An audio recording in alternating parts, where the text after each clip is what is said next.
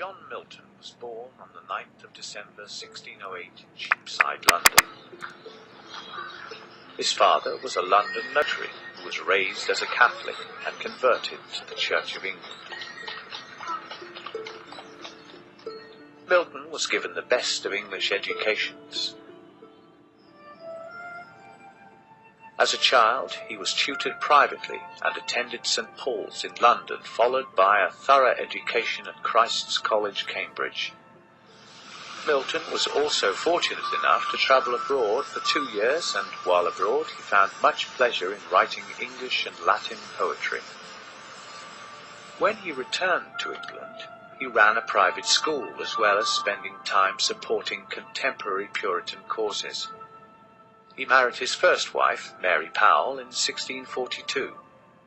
7 years later, Milton won an award as a successful controversialist that led him to the position of Latin Secretary for Cromwell.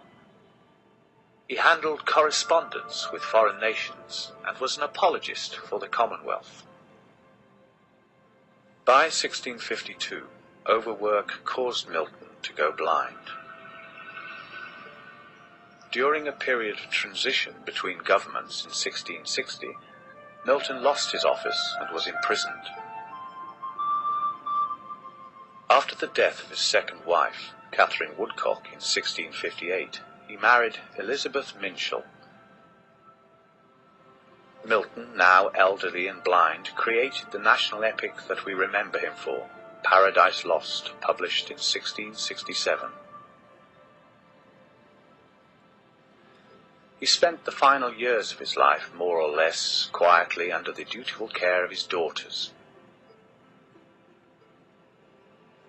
Milton died of gout on November the 8th, 1674. Paradise Lost was split into 10 books when it was originally published in 1667. Milton then revised the epic poem, and in 1674, the year of his death, the second edition had been expanded to 12 books with more of his ideas incorporated and a general argument added to each book, paraphrasing its contents. Let us now explore the contents of Paradise Lost in depth and discover the power and magnificence of Milton's creativity. The poem starts in the middle of the action. It begins with man's first disobedience, eating from the tree of knowledge.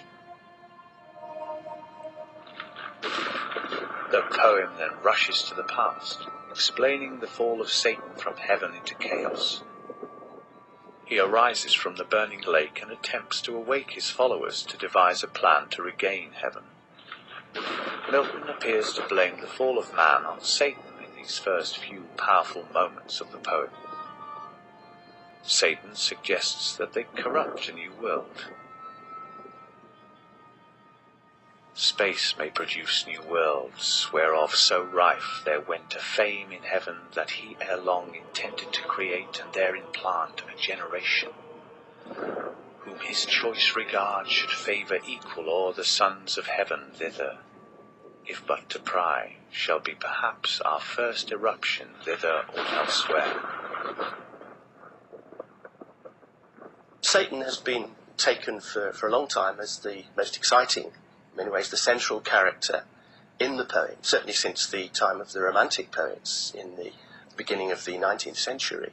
I mean, he needs to start the poem with a bang, and it's an obviously exciting way to begin the poem with the fallen hero going through a number of very important processes. He has to come to terms with what has happened himself, which he does in conversation with Beelzebub, but he then also has to re-establish his control over the devils, that he's just led them into the most almighty defeat. Evil characters are more interesting and perhaps easier to create, to make dramatically powerful than good characters. So that would be another of his considerations for opening the poem in this way.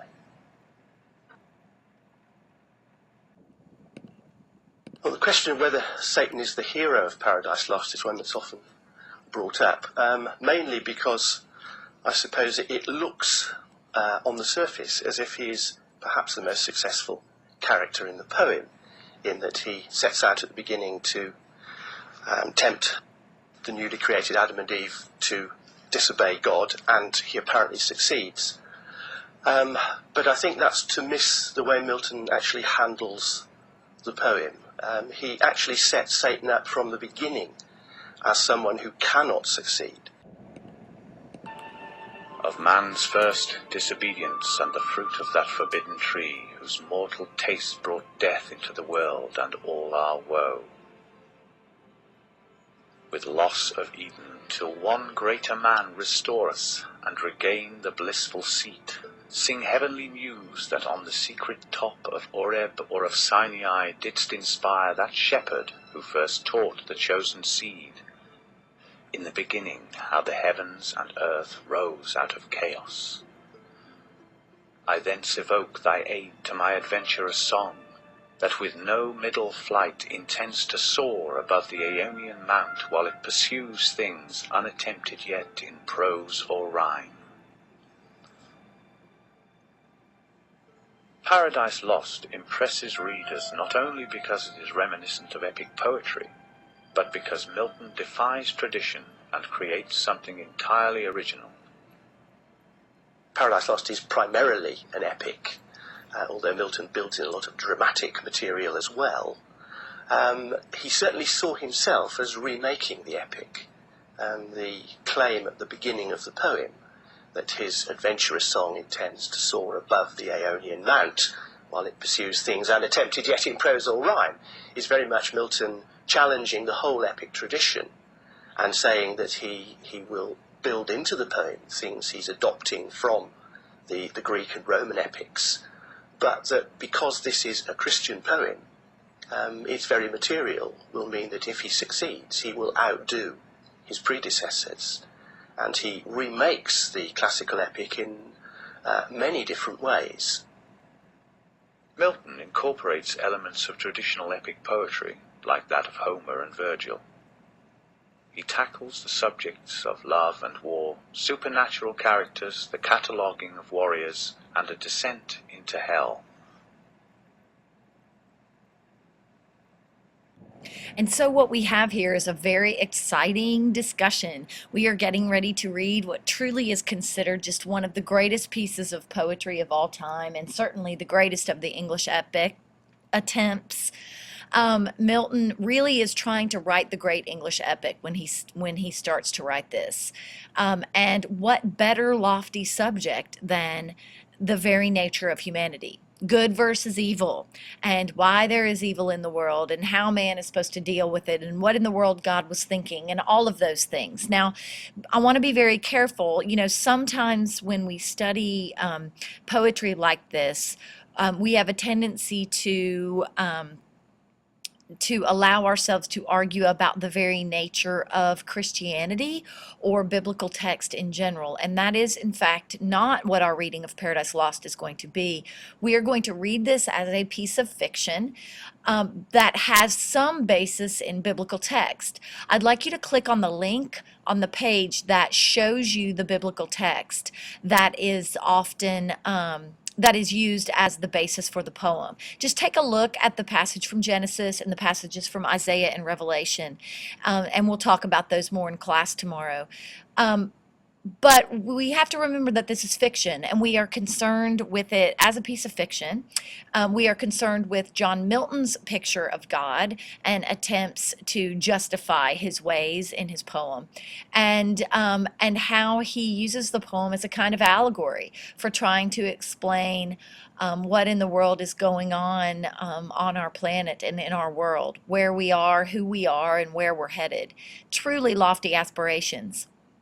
After you look at the biblical text, have a look at the other things on the haiku page. Please take a minute to read the article about comparing Paradise Lost and Beowulf. Read that in some depth and be able to talk about that in class a little bit tomorrow. Go ahead and note the study questions. You might want to get those printed out to answer and annotate as you read. And bring your text to class, and we'll get started reading the poem together tomorrow.